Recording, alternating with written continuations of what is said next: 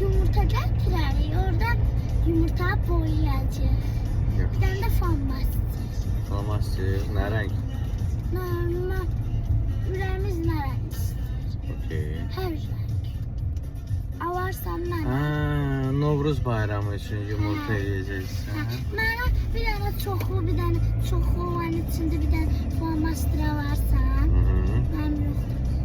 Alarsan kədərli rəng yeyərik. Yaxşı. Başqa nə dedilər? Başqa heç dedilər yumurta gətirin. Yumurta? Yumurtayla bir də şey farmastik. Pişmiş yumurta yoxsa pişməmiş? Evet böyle glazok yok ha. Kabığın içinde. Yaxın gəl də.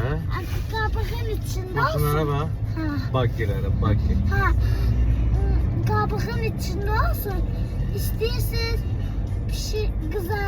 pişirmeyin getirin ama istiyorsanız pişirin getirin. Onu kim koyuyor bora? Şarf eksimi Onu kim koyuyor? nəyi? Bunu. Mən. Ya. Mən bu qalsın da orada. Ne götürdün? Qalsın da orada. Evet. Tamam. Bəlkə glazok hediyə yaparaq. Bəlkə qalqanaq hediyə yaparaq. Karakanları renkleme var. Niyə olmur? Renkleyende ortası deşilecek. Hə, düz deyirsən.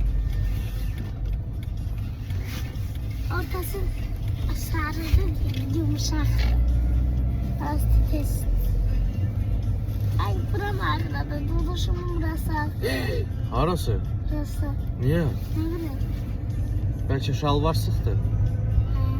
Sık ve neçə vaxtdır çimirəm, qaçıram. Ay, nə vaxt, nə vaxt sən bir gündən bir çimirsən, Kamran. Neçə vaxtdır çimirəm. Dünən çimdim. Dünən yoxdur, o birisi gün çimmirsən. Qışda hər gün uşaq çimməz axı.